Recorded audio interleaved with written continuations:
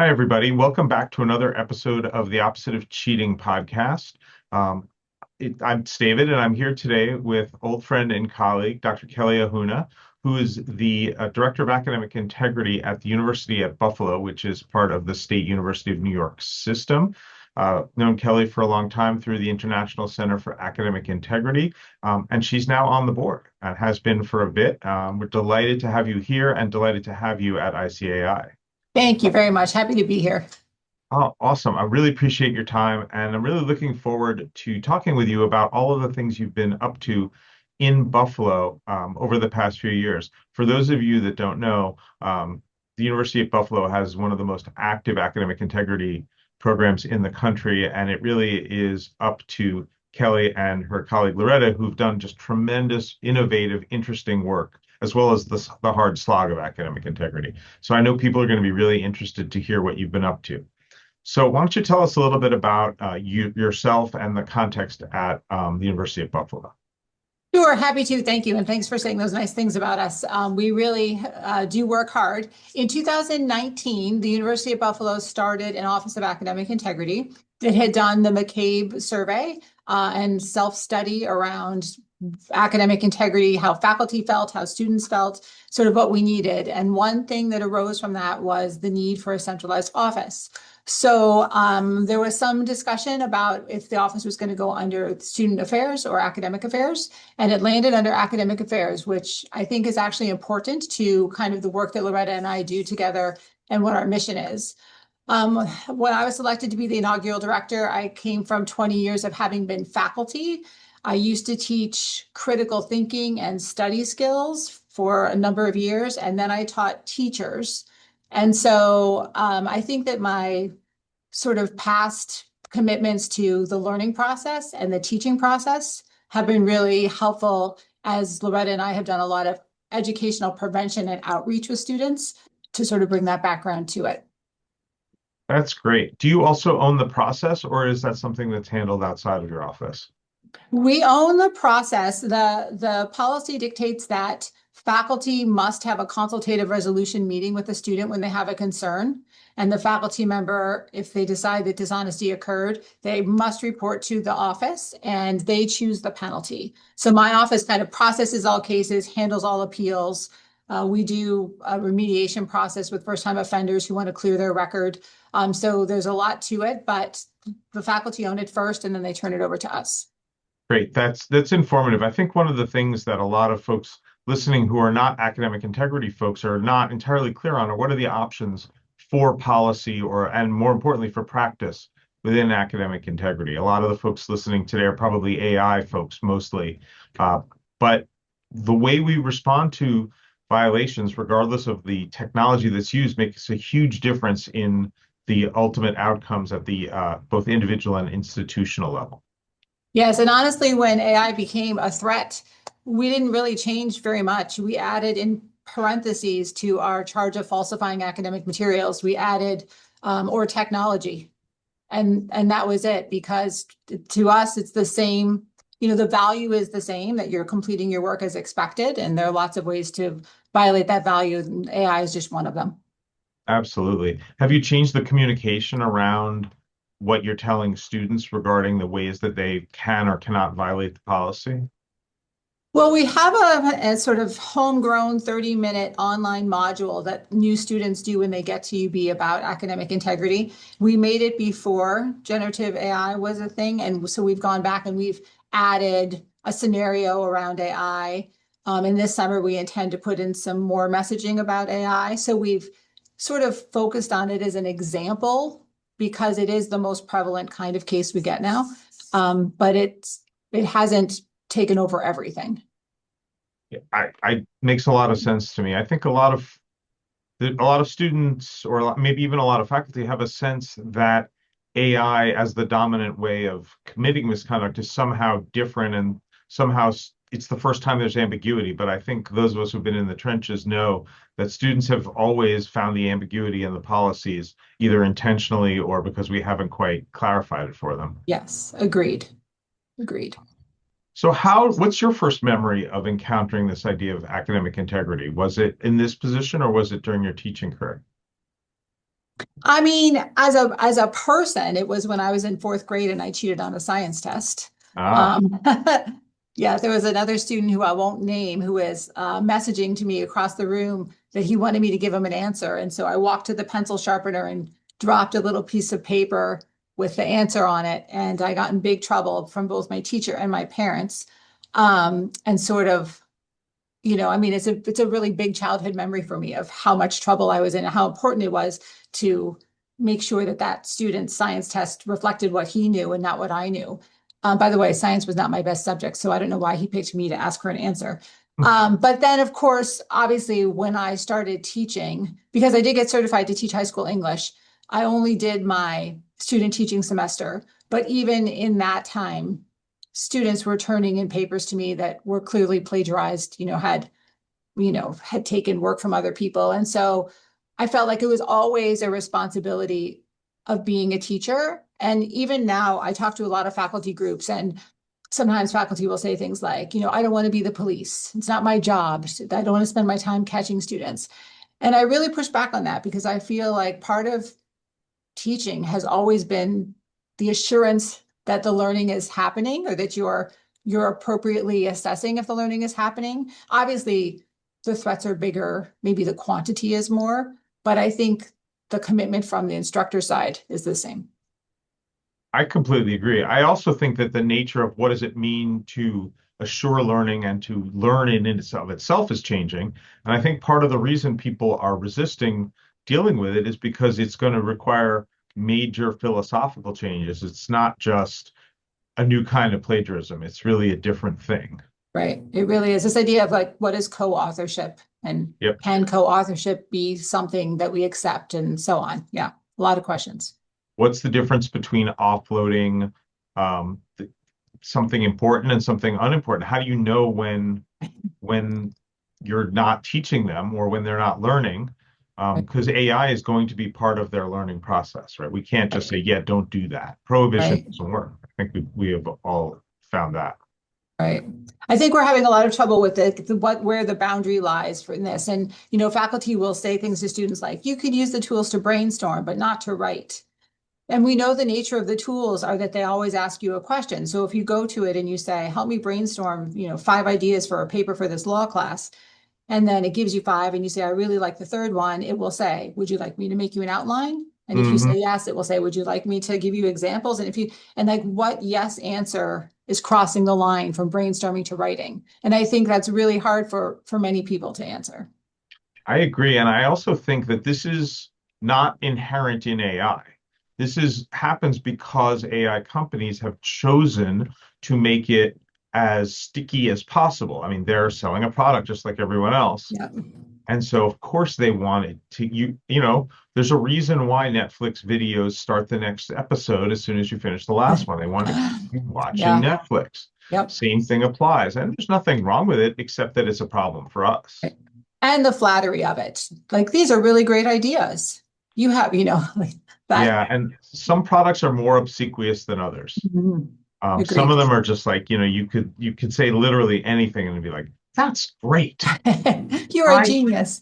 Yeah. I think we should strip mine the entire state. Yeah, great idea. Here's how we can do. Would you like me to draw up a map? So yeah, no, I agree with you, and I think that that is part of the challenge with AI. So maybe shifting gears, talk about the opposite of cheating and some of the things. I don't know how much of it you've read, but certainly you know that what Trisha and I have been talking about. What are some of the things that you've been up to in the past few years that you think that the readers of that book might be most interested in knowing about? I mean, I think the thing that the big challenge, the hard thing to have a solution for is a culture issue. My worry now is that, we know that one of the sort of causes of academic dishonesty is the feeling that everybody else is cheating. And certainly we saw that in COVID times when everyone was home alone in their bedroom taking exams, feeling like everybody else is probably cheating on this test. So if I don't cheat too, I'm behind. But with AI, I really feel we're seeing in my office so many repeat offenses, so many more students are having a second offense, a third offense. And I really think the peer messaging they're getting is that it's not a big deal. Like AI doesn't feel as bad, doesn't feel as bad as it feels to have like knowingly copied off of David's paper. It's like, and I don't know how to combat that. I mean, I've been saying to faculty lately, like, we're not going to win this on compliance. We're not going to win this with students because we say we told you not to. So we have to win it on the value of learning. And I'm finding that to be a harder sell than I want it to be. The I'm learning. with you. I'm Yeah. with you. Yeah, culture's always, I mean, I come from a small school honor code background, and people always ask me, should we have an honor code? And my answer is always no. The honor Mhm. codes are a result of a good culture, not the cause of one. And Mhm. so, yeah, I'm with you. First principles is how do you persuade students that they want to do the right thing, Right. right? Right. And I think step one is telling them what the right thing is. But how are you communicating values, especially at a school like UB where it's a very large number of people at once? Yeah, so I mean, like I said before, we have this 30-minute online module that we want all students to do. We don't have them do it over the summer before they start, when they're also doing alcohol education and other kinds of education. We wait until they're in classes and they're doing work and they're thinking about how they get their work done. Then we ask them to do it. So we do that a couple weeks in. Academic integrity is actually a learning objective in our first year and transfer seminar courses. Oh, that's So great. that's a great in for us. I have a team of volunteer student integrity ambassadors, and they will go out with one of the professional staff to these seminars and talk peer to peer. My ambassadors do a lot of tabling across campus. We make kind of fun, cute stickers and bookmarks and things to give out to students, but we really are trying to engage them in conversation.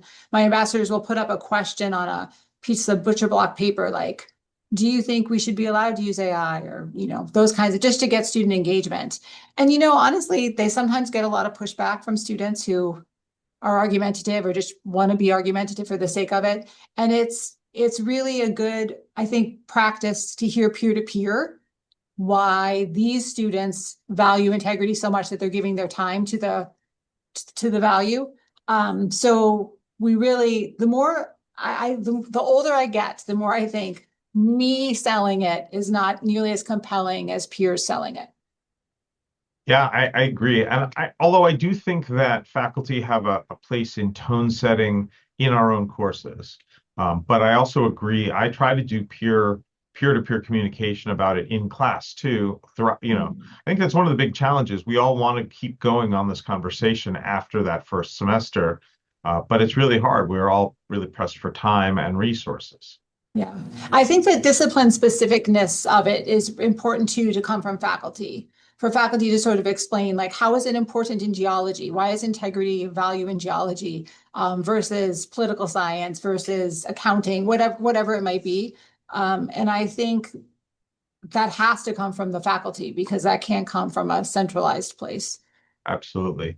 When I saw one of the founders of ICAI, Gary Pavella, talk many, many years ago, he did a little bit where he talked about how what a big, nice, beautiful building we were in, and what a shame it would be if the architect had cheated in architecture school. And Yep, it's very powerful, right? yep, The ethics of knowing what you're doing are universal across disciplines, but what knowing what you're doing is quite different. right, yeah. Um, Yeah, I mean, I think you said something that I think is super important, which is we can never prevent cheating through enforcement or through punishment. We have to do it through values. And I know you're doing some really interesting things at UB around the positive side of academic integrity. Would you tell us all a little bit about it? Yeah, well, coming up on April 27th is our fifth annual Academic Integrity Awards. So this is something that we started as soon as I could after the office launched. I modeled it a little bit after what Trisha Bertram-Gallant does at UC San Diego. This idea that it's everyone's responsibility in our community to uphold academic integrity, but there are people who go above and beyond in certain ways. And it plays out really differently over the years. It's been fun to get nominations for these awards and sort of see the extra efforts that people put in different ways. And so every year we recognize students, faculty, and staff, and we make it a big deal at our university. We do it in our special Buffalo room, and we get fancy tablecloths and desserts and coffee, and we have these crystal pillar awards. And I sort of MC it, and I talk a little bit at length about each person. And we invite all the VIPs, the deans and the chairs and everybody to really give this person their moment to be recognized for that one thing, which is academic integrity. And honestly, it's the highlight of the year for us because a lot of what we do is not, so positive and fun and doesn't have dessert involved. So that's coming up for us. And we do it as close as we can to April 30th, because I don't know if people know, but April 30th is National Honesty Day. I did not know that. Yes, I believe that it's probably in response to April 1st being April Fool's Day when everyone lies and lying is fun, that April 30th is National Honesty Day. So we try to line it up as close to that day as we can. And it's also the end of the semester and a good time to recognize. That's cool. Yeah. Can you, we don't want you to spoil the surprise this year, but can you tell us a little bit about something interesting that a previous award winner had won for? Sure. We had a winner, math professor win during COVID times when we went online and he set up the online proctoring structure for the math department, which was Wow. very involved. And they wrote a manual for students to make it not scary and easy to follow, and a manual for the TAs and a manual for faculty, and really put this great system in place. This year we have one of our biology professors is winning. She teaches these large, I'm talking 500, 700 student lectures. They have exams in person. And so she has put in just all these parameters that make cheating less likely and harder. And so some things like that. But we've had really good staff winners. Last year, one of our IT specialists won because we were having some IP address concerns. And not only does she investigate the IP addresses for us, which is what her job is, but she helps us think through what we can do differently in how we set up tests to avoid those things.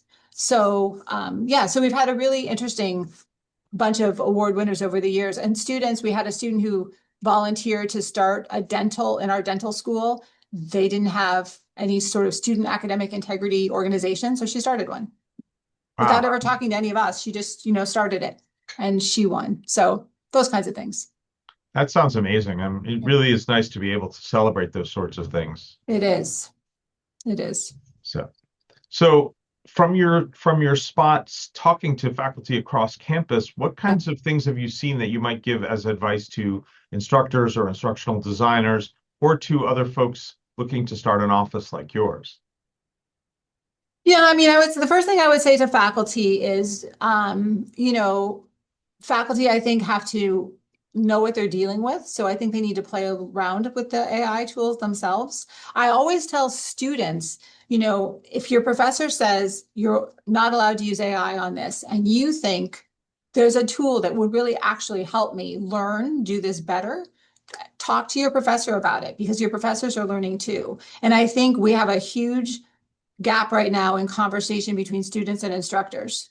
And I think the students are living their one reality and faculty are living their other reality. And if they don't talk to each other, it's very hard to make progress. I worry a lot. I feel like AI has introduced this trust barrier in between the student and instructor relationship that I've never seen before. Faculty can tend to sometimes think like, no matter what I say, everybody's going to use AI. They don't have trust. And then students think that their instructors don't believe them when they say what they've done. So I think we just need a lot more conversation between faculty and students.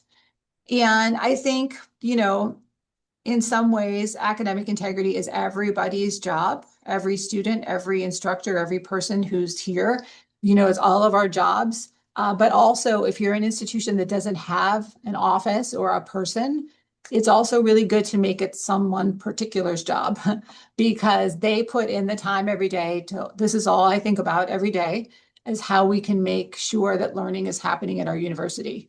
And so I think there's a lot of value in that, especially now. Yeah, I agree. Some folks have been talking a lot more about the notion of authenticity as opposed to misconduct or plagiarism. And I actually love the twist on it. The idea that we should not be catching cheating, but verifying authentic learning.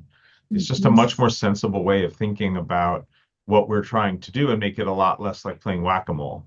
Right. Agreed. And I mean, I really think I know that we have lots of trouble at my large university with scale and how, people are moving back to like handwritten exams in some cases and that kind of thing. But I'm a big believer in, the oral conversation. And that's how, I mean, how can you really tell if somebody knows something if you, talk to them about it? And obviously there are holes in that too, but I think the more we can build in that authenticity, the better.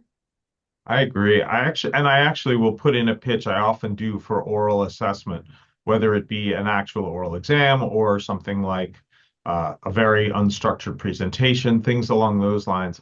Like you said, it's really hard to fake talking about something knowledgeably in person. Not so difficult online anymore. Right, right. But yeah, no, and instructors often think that either it's inequitable because some people are not that good at oral presentations or that it's going to take longer. But I don't think either of those things necessarily has to be true. Uh, it's interesting. I was on another school's website, which I won't name, but it's a very prestigious school. And it was talking about how it turned off AI detection, as many schools have done. And it said, what should we do now? And it said many people are going back to handwritten tests, but this is a bad idea because this generation of students hasn't been writing by hand, so they might not have the dexterity and the persistence to write a long exam. Some people are going back to oral sort of assessment. And this is a bad idea because this generation of students has a lot of social anxiety. And so to ask them to speak. And I just was like, this is one of the best universities in the world, arguably. And we can't ask students to write and we can't ask students to speak. Like we're backing ourselves into a corner. Yep. I think the new normal for students has to be that if you've learned something, you could display your learning in many ways. And that we shouldn't be afraid to ask for that. Yeah, I think every single assessment type it is privileges some students over another. It's kind of Agreed. by definition. And so, Yes. like you said, there's no solution that's a single thing. It's all of the things, right? Give every student the opportunity to show their knowledge in many ways, Right. and you have a chance of giving every student a chance to show their knowledge. Yeah, we've gotten as an institution fairly lazy about assessment because our assessments more or less worked for a couple hundred years, but at least during the span of my career, they've really gone from sort of working to not at all working. Yeah, agreed. And the future of the asynchronous online class, I think, is really in jeopardy. Yep. Like, I think the classes are fine, but the assessments are done, mhm, completely cooked. right. Right? You can't, I mean, learning online is great and it works perfectly well. Assessment online, I don't know how you do it. I think, Mhm. and those of you who are listening out there, you're talking to two people who are listening to two people who kind of know what we're talking about.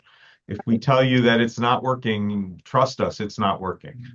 Um, so I think one thing that you know more about than almost anyone who's going to be listening to this is responding to cheating when it does occur.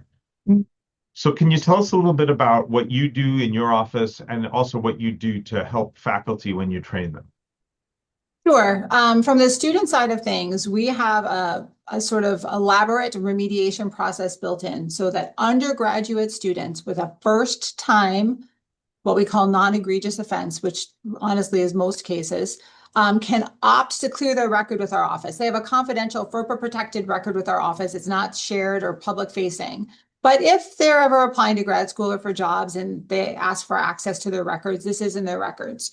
So we allow students to clear a one-time case by doing remediation. The remediation, they meet with someone in our office for about 20, 30 minutes, talk through what happened. They do a 3-module online course that we built in our learning management system. It takes about 5 to 6 hours. And then they have a wrap-up meeting with us. And the goal of that is to give them all the information we can give them to prevent a future offense.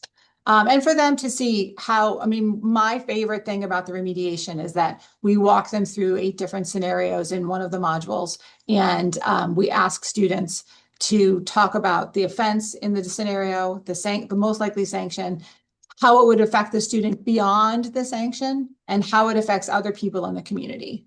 And I think this is what students talk about the most when we have that wrap-up meeting, is how they never really thought about how it would affect their professor, how it would affect their classmates, their parents, their friend, whoever it affects. And I think this is the important insight for students, because this whole notion of like cheating only hurts me is not true. And it gives them that insight. So that's something that we do with students so that it's not just punitive, there's an educational component to the process. Now they opt into that. So not everybody does it, but about 2/3 of students do. If a student chooses not to do the remediation and they have a second offense, then we require it. Then we say, let us help you help yourself. Because if you have a third offense, you're really in serious trouble. So that's for students. What are some of the things that you tell them that they can do to help prevent it from happening?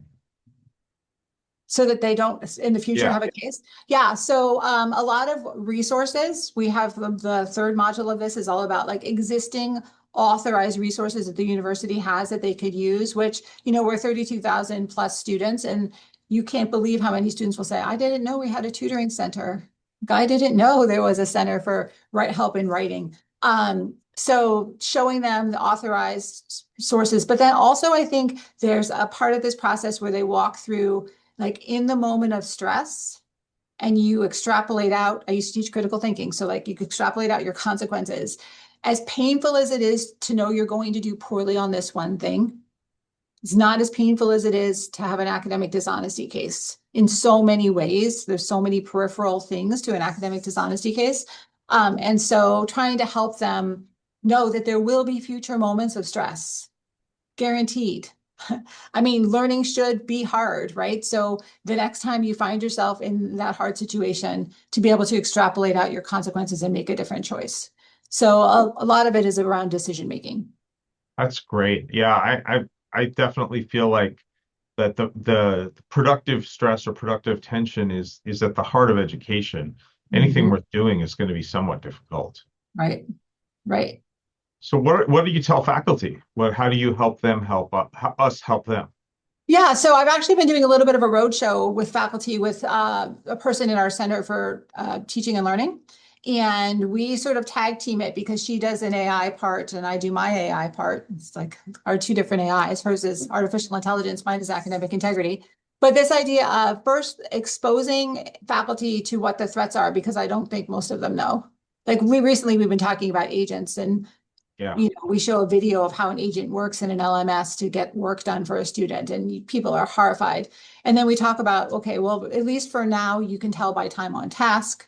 We try to not just show them the threats, but also show them some ways they can handle the threats. But a lot of it is I think at this point in time with AI, especially just education around what the AI tools are, and how they might want to rethink their assessments now that they know this. And so we have an excellent Center for Teaching and Learning, and it really, I think, once they hear from us, it sets them up to then start work with them to start rethinking assessment.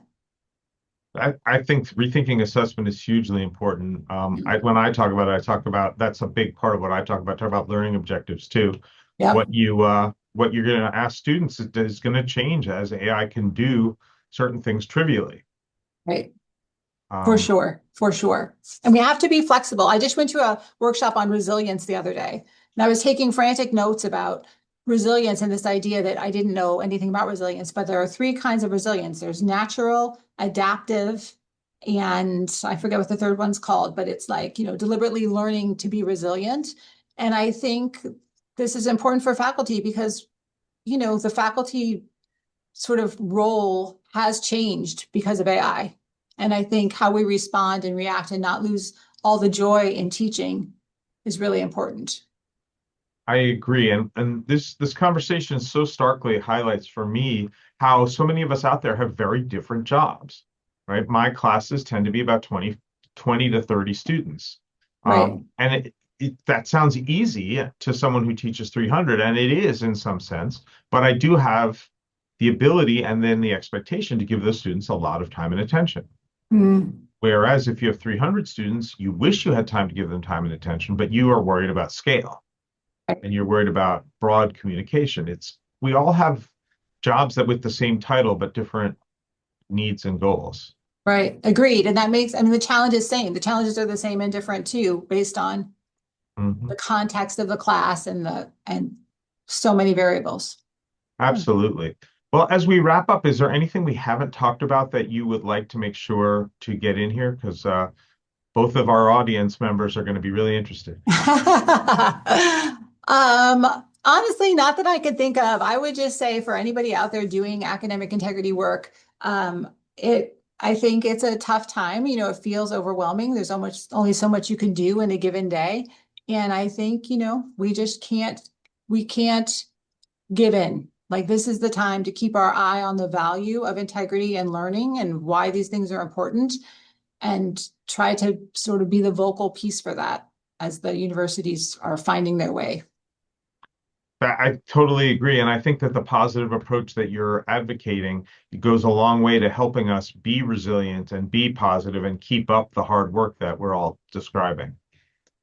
So thank you so much for sharing this. I think people are going to Welcome. get a lot out of this conversation, especially on the just practical elements of academic integrity. So I really I appreciate. always say, David, academic integrity is a small community. I mean, I feel like, in the 7 years I've been doing the work, I feel like I know so many people in the community. And just this morning, I had a call with somebody who's 2 months into his job who was looking for support. And I think that's a big part of it is giving back. I got a lot of support from people when I was new, and I'm happy to support others. It's great to hear that. I mean, integrity is comes from that same root of wholeness, right, or oneness. And I feel like that's part of our ethos in the field, which is let's all try to be in this together, Yep. Agreed. speak with Agreed. one voice. Well, thanks so much, Kelly. I really appreciate your time and sharing your expertise with everyone. It's always good to talk to you. Well, good to talk to you too, and I hope to see you soon. Great. Bye.